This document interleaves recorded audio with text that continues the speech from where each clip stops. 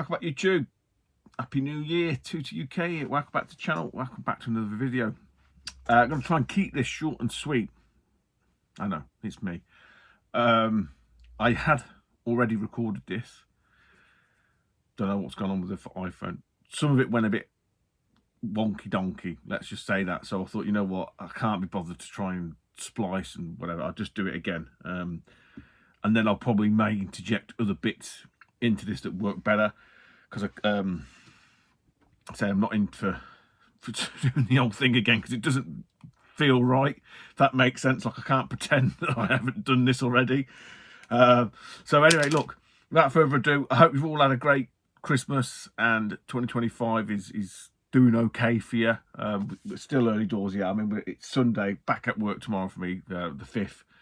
So back at work on the 6th tomorrow. So, you know, the sort of reality bites back. I don't feel like I've had a break, truth be told. I mentioned to a few of the lads, for the, I don't know, probably early December, maybe even late November, mid-November, I've constantly felt like I've going to be ill, but never really been ill, if that makes sense. I've just never felt right. I've had good days when I think, oh, I'm all right now, and then I'll just go back downhill again.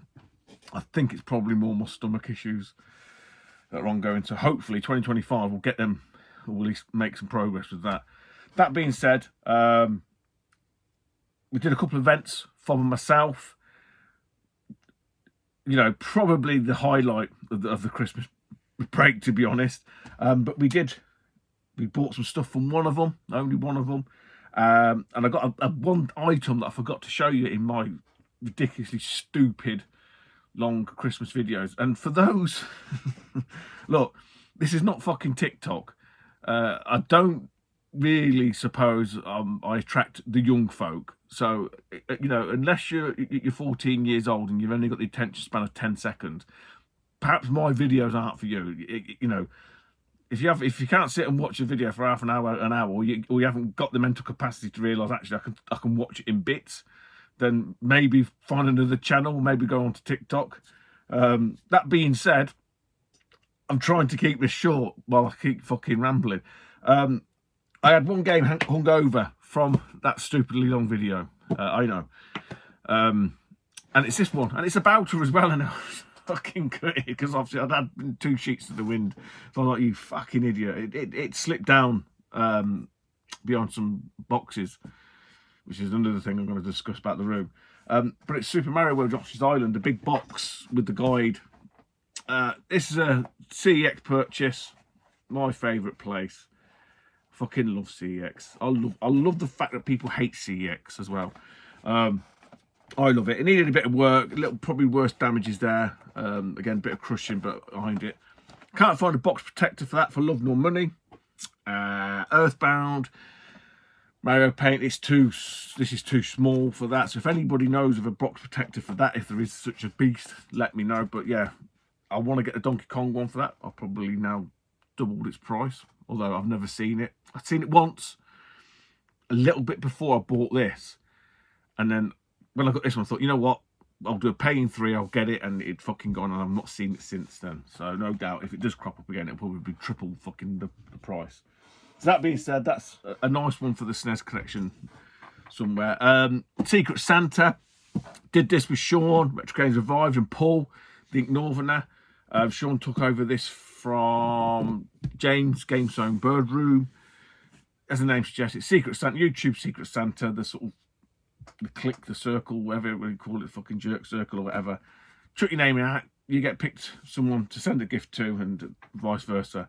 They did a live stream. I'll link that down below if you're so inclined to go and watch it. Bear in mind, that was videoed after I've drank about fucking 5 pints. I still can't believe I managed to make it. But, you know, and I think it's Claire Retro Repair Bear said that I had wrapping paper envy, because for some reason my Secret Santa just didn't wrap the fucking items so you could see what they were. But that's being said, look, it's not really the point of it, I suppose. But I've got a couple of cool items. I've got these little quiz card things, Game of Geek. What I might do to make use of them, because no one in the family is fucking interested. Every video, if I can remember, I'll read you out a question, or the 2 questions, and you can answer them. So in Case in point, let's go quickly. Question 1. Pitfall sold more than 4 million copies on the Atari 2600. The gameplay primarily takes place in which type of environment? A, the jungle, B, caves, C, forest, or D, mountains? If you said jungle, you're correct. Question 2. Released in 1985, the original Super Mario Bros. For the NES has sold over 40 million copies to date. The final boss Bowser tries to defeat you with, is it A, Fireballs and Koopas, B, Fireballs and his Super Stomp, C, Fireballs and Jawbreakers, or is it D, Fireballs and Hammers? If you said Fireballs and Hammers, you are a winner chicken dinner, and you get to watch the rest of this video. And then the other thing I got was a Galaga mini arcade. I think I may have broke it. I can't remember now. Maybe it was broken in bones, but I cracked the front of it. But bit of a gutter that is. But yeah, these are quite cool. I know James Retro Input Gamer has got quite a collection of these like little mini. I mean, this is called My Arcade. I know, like you know, there's arcade one. They're kind of that sort of name, the sort of mini versions and whatnot. But yeah, nice little Galaga there. That was from the Secret Santa, who obviously couldn't afford any wrapping paper. Right, so event-wise, got me on 6 minutes. Yes, this is much better, much better. So, Fob and myself did 2 events over Christmas. We went to the NEC Toy Fair. I know, we must be fucking mad. What kind of idiots try to sell old video games to old toy collectors? Us 2 twats, that's who. But it was all right. It was all right. Doncaster, Hidden Chest Gaming, obviously that's his kind of bag, really, with the toys and whatnot. And we did okay. We did okay. I'm not going to talk about Nottingham anymore, because I think especially the lads are fucking sick to death of me moaning about it. Suffice to say, we did significantly better than Nottingham. And I met some people, because obviously, you know, I watch a few of the toy community people, if you like. So there's a few lads there that I recognise that I've conversed with over the years, I suppose. But what I would say is the setup, the way that the toy convention does it, it's really disconcerting. I don't know what it is. It's basically we got there for about 7 o'clock. There was some confusion because people weren't being allowed in, and it got like a bit of a backlog. Dane said it's never been like that, but apparently he didn't do it last year around the Christmas time. But people said that's how it is now. I don't know. I can't speak to that. But at about 7 o'clock, we were sort of getting in, setting up. But early bird people, obviously, they're walking around, and I'm just like, I don't know what it is. I mean, I don't mind other vendors because obviously that's the way it's been. But to have other people walking around while you're having to trudge, you know, to the half end of a car park to bring your stuff in, because you can't bring it all in one go, and your stuff just kind of left there because you need to be bringing stuff in and out between, you know, me, Fob and myself. You can't stand there monitoring the table. So it just felt a bit weird. Not to sort of say anyone's going to nick anything, but it just felt really off-putting. It's hard to explain. It wasn't a nice setup. I think that's probably what I'm trying to say. But we sold a few bits, you know. Again, not breaking any records here, but you know, we had a good day. And I seen Rich Zort Rider. He's a Transformer collector. Again, I'll link these down below because I know some of you people, you know, we sort of cross streams in terms of what you're into. I know a lot of you are into your toys and stuff and whatnot. Rich is predominantly a toy collector. I can't remember how I even found Rich. I think it might have been from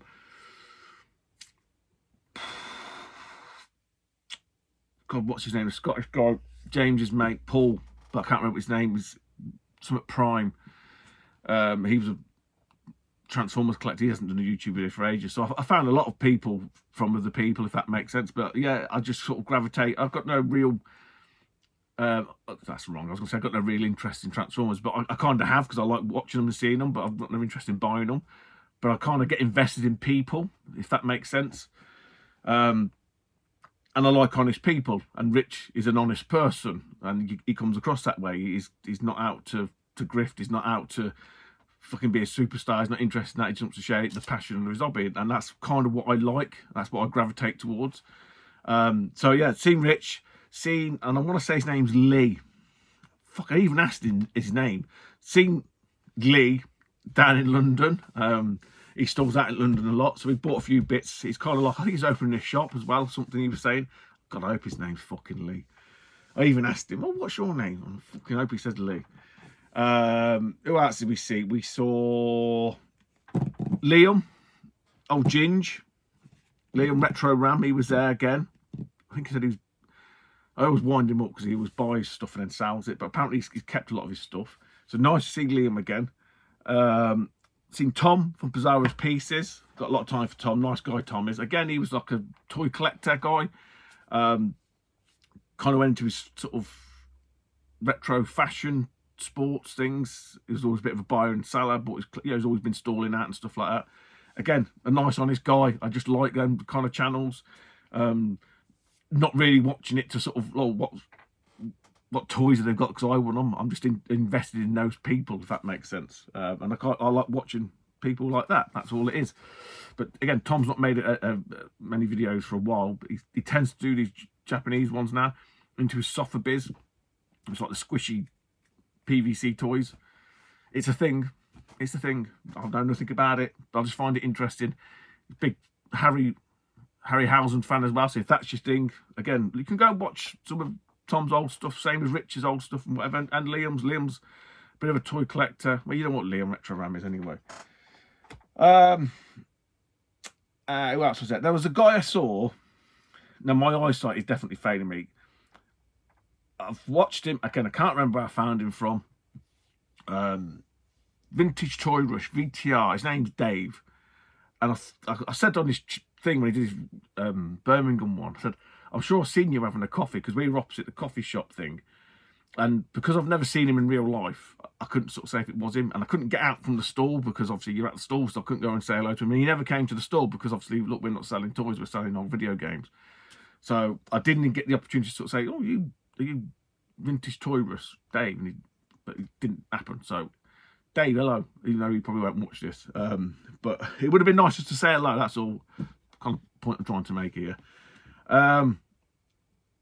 Yeah, so that was it. We did the NEC Toy Fair. So we went from the NEC Toy Fair directly to Norwich. So I'd not done a Norwich Gaming Fair. This is a gaming fair now. So we've done the NEC Toy Fair the same fucking day. We stayed over at Norwich, because it's a ways away. It's a big trek. And fucking kudos to Rob for driving. So we did the NEC Toy Fair on the Friday. The Saturday was a Norwich Toy Fair. So we went to that. So we had to stay over. It was very akin to the Milton Keynes one. It's in a shopping centre. Lovely, spacious, airy, light, you know. And it was good. It was good. I was kind of like just rolling with the punches, for want of a better word. The day was very much like the old school Doncaster, where it got to about 1:30, 2 o'clock, and it just died. You know, it just went really, really quiet. It's a tyre kickers walking around, which is fine. You know, that's how it is. I think it's the third one, Norwich 3, I think it was. So it's still in its infancy, still finding his feet. Ricky, the guy that ran it, hands down, fair play to him. Nice as you want, really accommodating, really helpful. Didn't give us any fucking grief, no moaning, no nagging. Just let us get on with it. He had quite a lot of sort of helpers. I don't know if they were part of the shopping centre, but they were really nice and helpful as well. You couldn't ask for anything better, honestly. You really couldn't. If you're trading, getting in and out was a fucking breeze. He had even have trolleys that you could use. The parking was pretty good in terms of actually loading and unloading. I say I couldn't fault it at all. Just would have been nice, I think. And again, look, it's going to happen with time. It's just that churn of people when they slow down, especially if you've been up for the best part of the morning. You know, when you get to 2 o'clock and it slows down, you slow down. So yeah, but that probably come with time. But you know, I said to Rob, look, I'll be up for doing it again. I couldn't fault it. Did okay, but again, did okay. Didn't break any records. Did okay. Met some people. Chap called Ian was there with him and his wife, and I think Ian said he was from Yarmouth way. I think, is that right? If he wants to leave a comment down below, he said he was just a watcher, but I'm sure he said he was from Yarmouth way. And I met Planet Areas, Lost in Arcading, Jason and his lad Flynn. I got Rob to take a picture because I always forget. I always want to take pictures of people, and generally at these places it is quite busy, so you kind of like, it's not ideal. But I thought, no, we'll get a picture because his little lad was there, and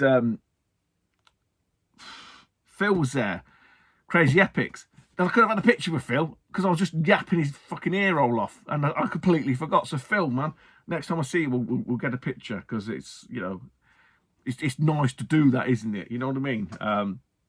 But yeah, so seeing a couple of new people. I'd met Phil before. Phil came down to the Black Country Gaming event. Phil is now a full set wanker. He's managed to complete his Master System collection. So if you want to go and see those videos, someone doing it more recently than me, definitely worth a watch. Definitely worth a watch. He's still got to fine tune the collection somewhat with some missing manuals, but I've been there, done it.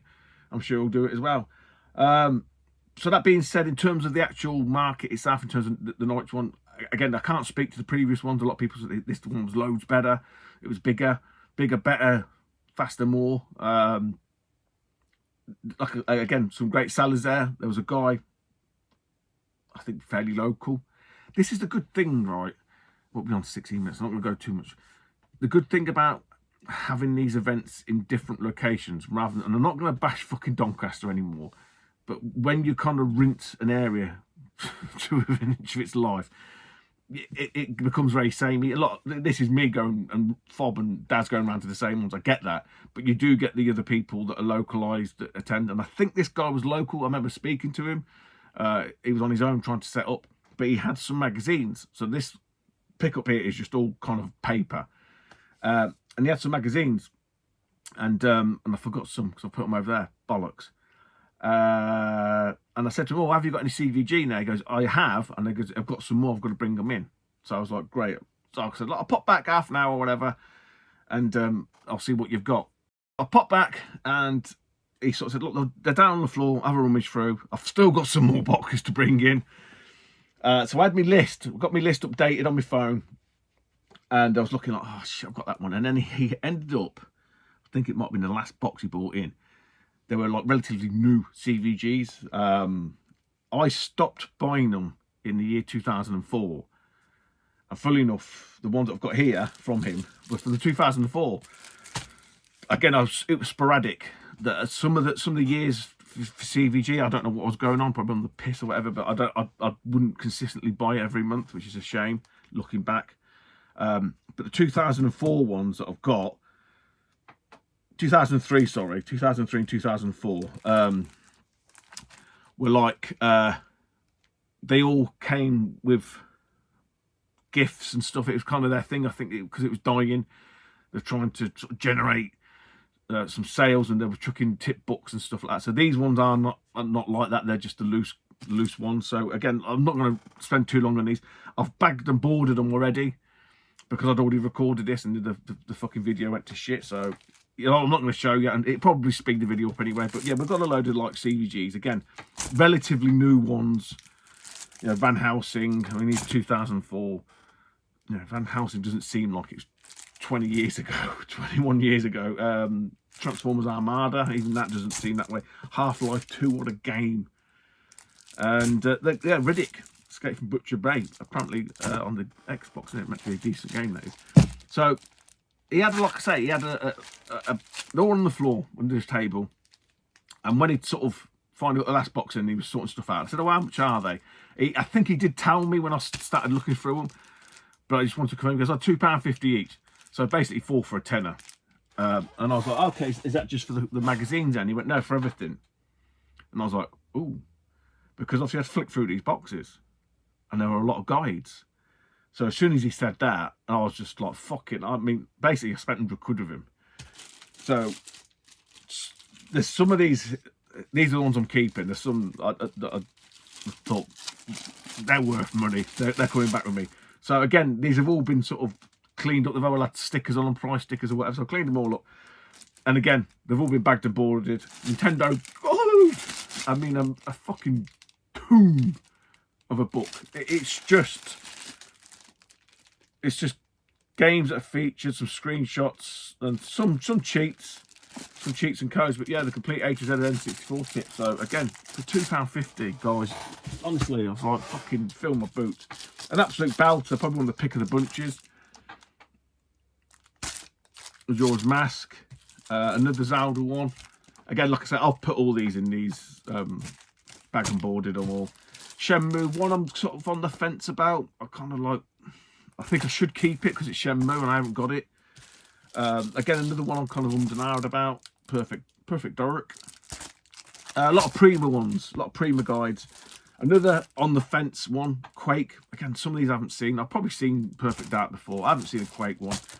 This one, if you'd asked me beforehand, I would have swore down I've got this, but I haven't. Skyward Sword guide, probably one of the weaker Zelda games if anyone's ever played them all. Another one, again, I'm on my narrow about keeping, but I probably will because it's £2.50. Mario Kart Double Dash. Little cracker this is. I like stuff like this. I mean, look, all of these guides are kind of real pointless in the age of the internet, let's be honest, but just something tangible about the physical media, isn't there? Game Boy Secrets 1999 edition. This was kind of sealed, but the cellophane was just roached, so I've just ripped it off. Crystal Chronicles on the GameCube. Another one that I'm not too sure. This is kind of newish. I think this is kind of 3DS territory. So I'm like, it has got the stickers in it. Paper Mario Paper Sticker Star, whatever you call it. These are cool. These are cool. Super NES Power Tips books, unauthorized. And we've got Volume 2. Pretty damn cool. These are. One again, I can't recall ever seeing this one. It's a bit weird. It's got a guide. It's kind of like a lesser known game, I suppose. The Extreme G's on the N64. Again on the GameCube, I think Extreme G, especially Extreme G2. This is a nice one. Donkey Kong 64, the Primo one. A couple of bouters now. Mario Party 2. Mario Party 3. And see, I'm going to have to hunt the first one of these down now. This is an American one. Gameplay's Encyclopedia of Sega Genesis Games, Volume 2. And it's like, it's a bit sun-faded. But, again, without opening up and bore you, it's all just talking about the games. It's not like cheats or whatever. It's just gives you a synopsis of each of the games. I quite like it. It's that cheap paper that you used to get back in the day as well. So yeah, I'm gonna try and have to hunt down Volume 1 of that. But again, like I say, from the guy there, he's like, he just wanted a shot of them. I think he said he's got a mobile phone shop, and he ended up just started buying in old video game stuff, and it kind of like ballooned out. I'm sure he said something like that. But like I say, £2.50 each. He wanted a shot of them. They looked like they came from the same guy, because a lot of them had. And some of them are probably still got the writing in this guy's name in West Sussex. I think he's from West Sussex. I can't remember what his name is now. So I had to delabel a lot of the stuff because, look, I know what people sort of say. Oh, it's a timestamp. No, I don't want your shit written all over my fucking books. Thank you very much. If I can help it. So that's what I did there. So I spent a bit of money, but I got some really nice bits there, to be honest. And like I say, there's a little pile that I ain't show you that I knew. Like, well, look. To be honest, those will probably pay for what I want to keep anyway, and that's kind of how you do it. So that's it, guys. That's really it. The last thing I need to say, to mention, I suppose, is the room, and it seems to be a thing at the minute. I didn't really plan it this way. I mean, I planned to talk about this, but it just seems like everyone else is kind of doing the same thing. They're talking about if they've got a room. all space or whatever. They're all talking about it, I suppose. But I am out of space. I've gone past critical. I mean, you've seen all this here. This is all the stuff that I showed you from the. I've got nowhere to put it. There's no space. I did video a bit of the room when the video was crap, so I'll see what that's like. It's basically the audio just went all to cock. I'll see if that's usable. If it's not, I'll refilm it now, if that makes sense, or I'll refilm it and I'll show you. But yeah, I've got some decisions to make, and it's not about thinning out. It's not about selling stuff. It'll be more about putting stuff into storage and deciding what to put into storage. And realistically, is it really going to help me a great deal anyway? In the grand scheme of things, I probably think not. But I'll give you like a little, I suppose, a mini look at the room as well. You know, a lot of people have done their room tours in the game. My room is shit. It's not exciting. It was never designed to be exciting. When I had this space, I knew exactly what I wanted to look like. I knew, and it looks exactly how I wanted it to look like. You know, I was very aware of the fact that, given the size of it, I wouldn't be able to do certain things. Like all my consoles that I do play on, use, are all there, and they get put out and used and put away. I haven't got the luxury of having a whole setup and fancy fucking SCART switcher boxes and OSSC set up and flick. This ain't that kind of room. It's kind of my office as well.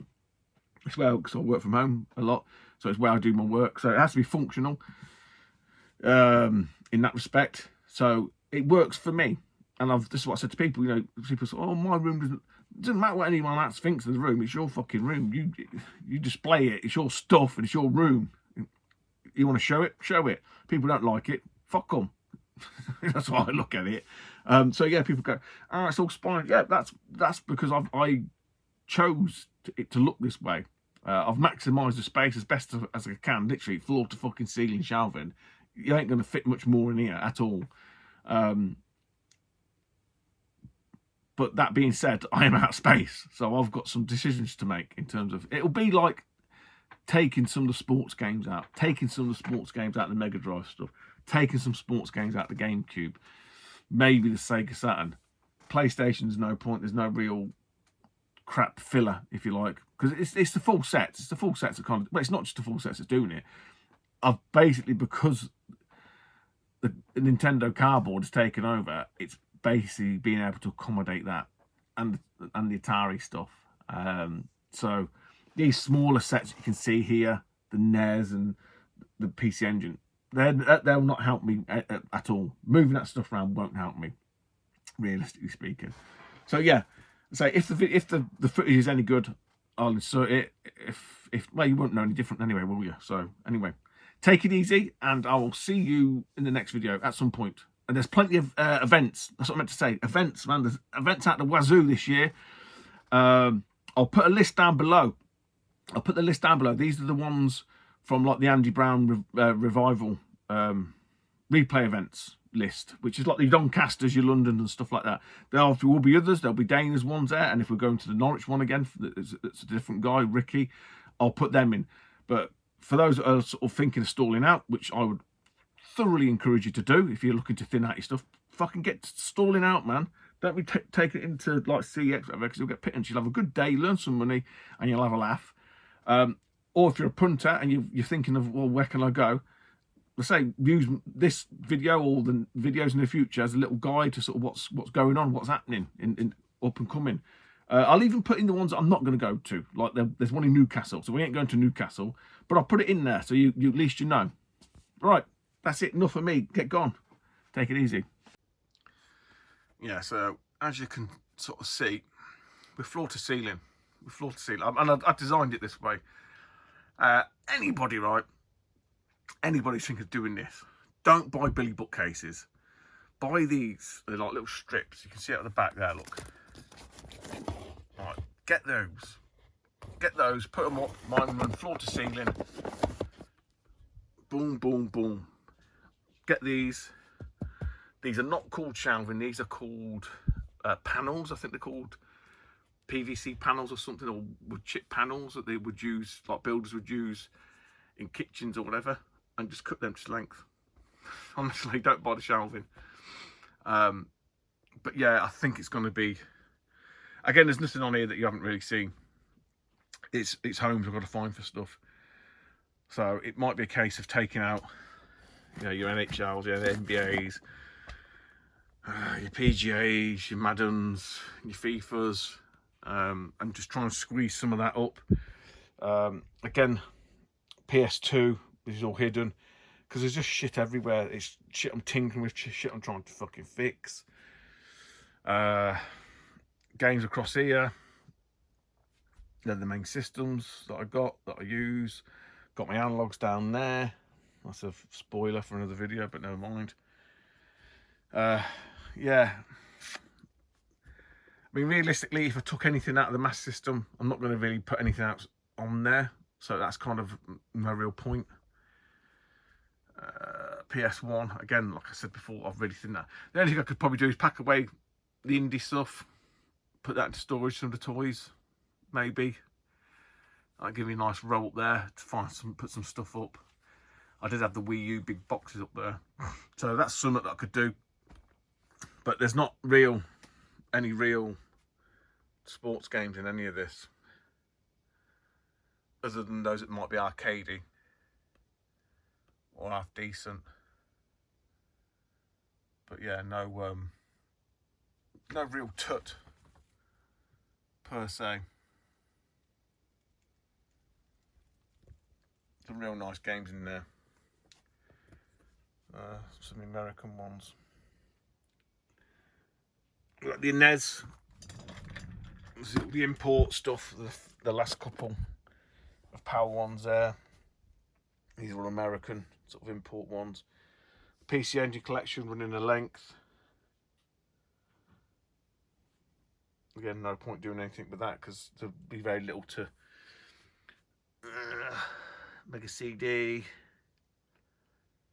Game Boy Advance, 7800, near enough a full set there, barring a few really obscure absolute ones. So I think the problem where I'm missing, or I'm short of space, is with the Nintendo cardboard, and it's this kind of side of the room really, because this is where they fit in, and it's just trying to find space. Really just trying to find space with them, because I've got like 15 more for the NES set to fit in, so I think that's going to have to move down. And when you move down, as you can see, there ain't nowhere to go, even on the floor there, just to make it look like there's a shelf, but it's a floor. So there is zero space. Yeah, that's where that's the these aren't even on the shelf. These are from like last year, months and months ago. I haven't got space. I've got Super Famicom. I haven't got space. I've got 2600. I haven't got space. More Super Famicom. That's all shit. Ignore that. GameCube. Again, you see, because of the depth of those, I could probably squeeze them along, and then squeeze some of them along, and squeeze some of them along to try and fit some stuff in. Yeah, I just need another room. And then we've got the Saturn. Again, it would probably help a little bit, but how would I display them? If I took some of the sports games out, I'm not sure how much space I'd get out of there. There's my world-class ironing board, my surfboard. And then it's all bits and bats down here, like Saturn import, loose Famicom, some shitty Switch down there, some of the Game Gear. So it's a really kind of hit and miss, cobbled together shelf after the Saturn, that one is. So yeah, that's kind of where I'm at. I mean, if I took the sports games out of here and out of the Mega Drive, you wouldn't fucking know. You wouldn't know. You wouldn't know any different if I told. I could take all the sports games out of that and still say there's a full set there. And unless you know what you're looking at, you wouldn't be able to tell the difference. I've got to have a think. If I do that, I've got to do it properly. But yeah, there we go. Tootie's fucking hovel. I say it's not an impressive room at all. I know it's not compared to some people's. It's my room. It's full of games. It's a game library room. It's not a gaming room. And that's what I game on there. Put my OSSC there, or any of the HDMI solutions into that, and I just sit on the other side in my chair and play. It works for me. It works for me at the minute. So there we go.